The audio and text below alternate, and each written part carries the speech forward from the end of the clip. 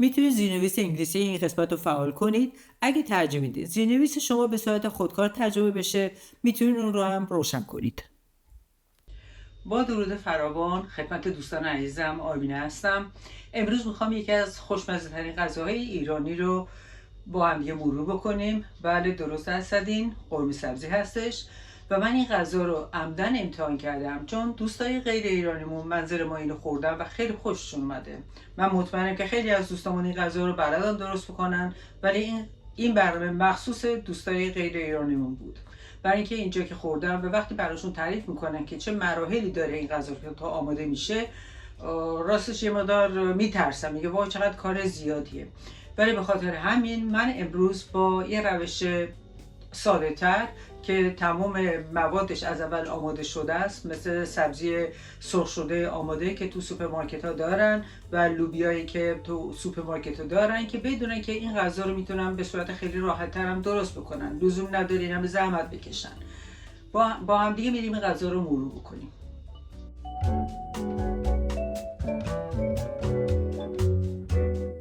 مواد مورد نیاز این غذای خوشمزه و سادمون: 2 عدد پیاز متوسط داریم و 800 گرم گوشت مرغ داریم، سینه مرغ. اگه متوجه شده باشیم من اکثر غذامون با گوشت مرغ درست میکنم که خیلی کم چربتره و خیلی راحت تر. و سبزی سرخ شده آماده شده از توی قوطی داریم و لوبیای چشم بلبلی، 1 قاشق غذاخوری پر شنبلیله و 2 قاشق چایخوری پودر کاری داریم و چند عدد لیمو عمانی. اولی مرحله‌مون اینه که روغن زیتون توی قابلمه بریزیم.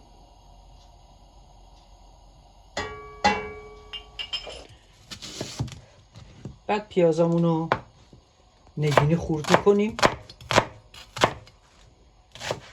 لزوم نداره که خیلی ریز خورد شده باشه.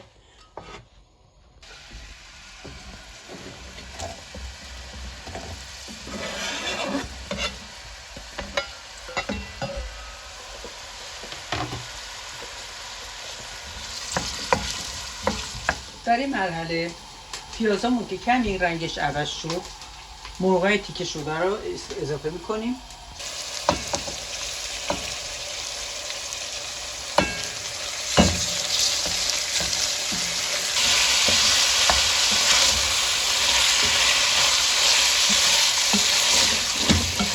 مرغان رو کمی تفت دادیم، بعد کمی زعفران اضافه میکنیم بهش.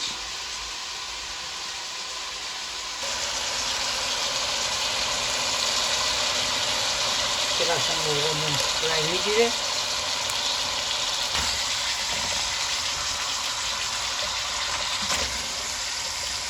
در این مرحله سبزی های سرخ شدهمون یا خودمون آماده کردیم یا آماده گرفتیم به غذامون اضافه میکنیم.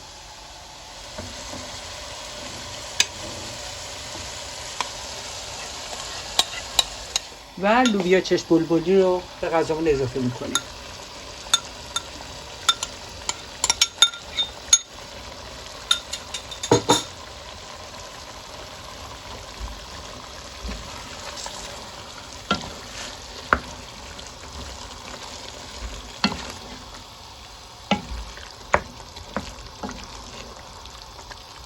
به خاطر اینکه این سبزی سرخ شده آماده رو گرفتم، من مطمئن نیستم که چقدر شنبله توش داره. البته بوی قرمه سبزی به همین شنبلهشه.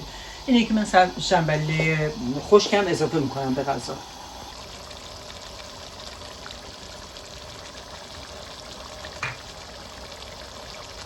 و 2 قاشق پودر کری که داریم در این مرحله اضافه میکنم.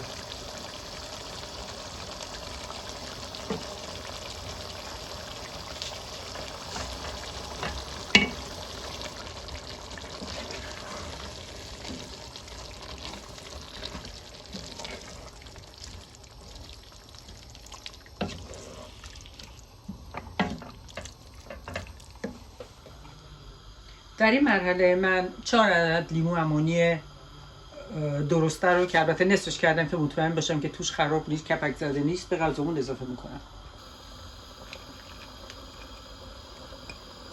که این ترشی خیلی خوشمزه‌ای به مزه غذامون میده و اجازه بدیم رو حرارت کم قشنگ قرمه سبزی جا بیفته و مزه لیمو هم توی غذا جا بیفته.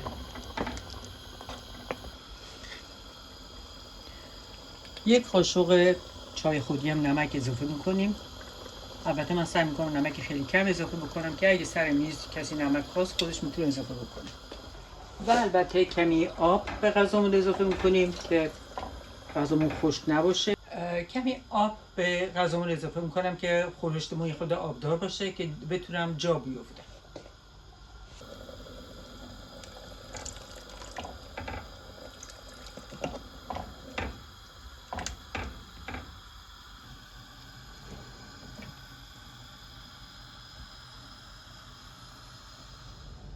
حالا تا زمانی که خورشتمون قشنگ بپزه و آروم آروم و جا بیفته میریم سراغ برنج. 4 پیمانه برنج داریم که این برنج اول میشورم، 2 دفعه 3 دفعه میشورم، بعد میذارم که بپزه.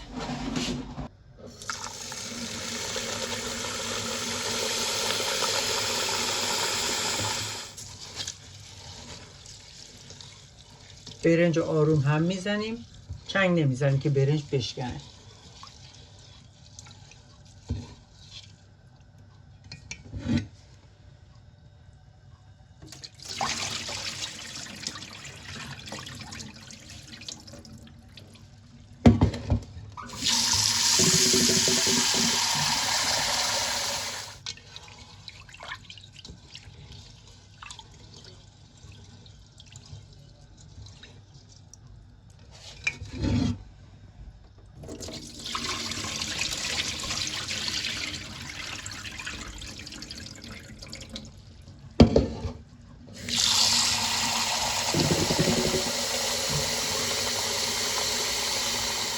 برنجمون دیگه تقریبا وقتشه که آبکشش بکنیم، ولی قبل از آبکش من یه چند قاشق نمک به برنج اضافه میکنم تا این شوری نمک به خورد برنج بره.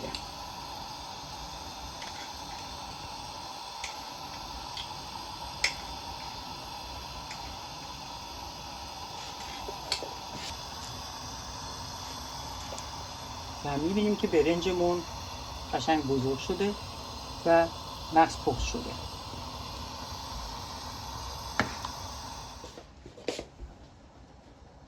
برنج رو آبکش میکنیم.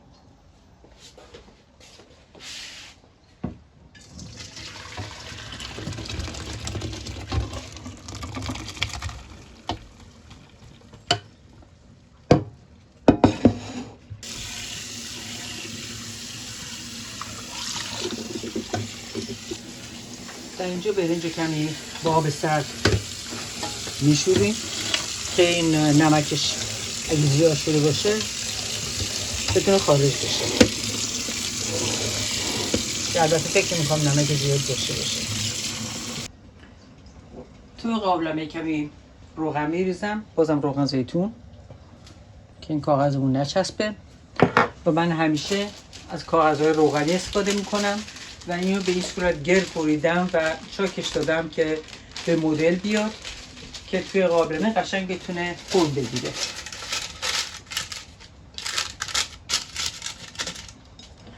بعد دوباره روغن اضافه میکنم و سیب زمینیایی که از قبل بریدم تای قابلمه میچینیم.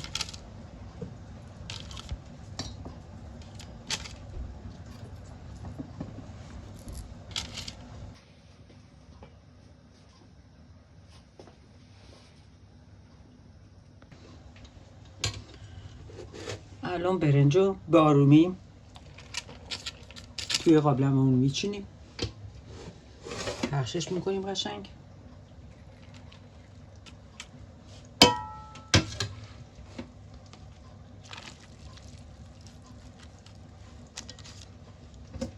برنجمون رو که آبکش کردیم و توی قابلمه ریختیم میذاریم به آرومی دم بکشه. البته کمی آب بهش اضافه میکنیم که قشنگ بتونه بخار بکنه و دم بکشه.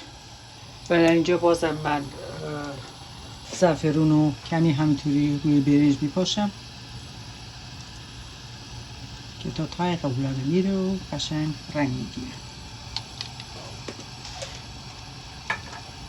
بریم به مدت نیم ساعت این برنج کاملا با شعله ملایم، البته زیرش هم آهن گذاشتم، از این آهنای گردی گذاشتم که ته دیپو نگیره.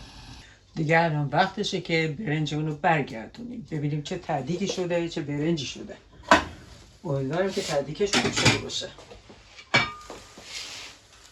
همونطور که گفتم من همیشه یک دیس بزرگتر از قابلمه میگیرم که وقتی این برنج رو داریم برمیگردونیم برنج از بغلاش نریزه.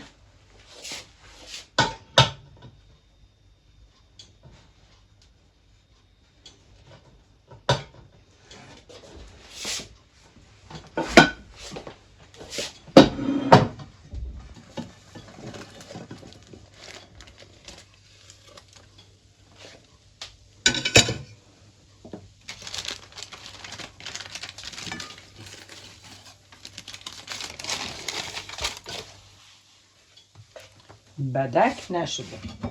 الان دیگه رسیدیم به بهترین وقت برنامه، معلومه خوردنش و امتحان کردنش. بفرمایید.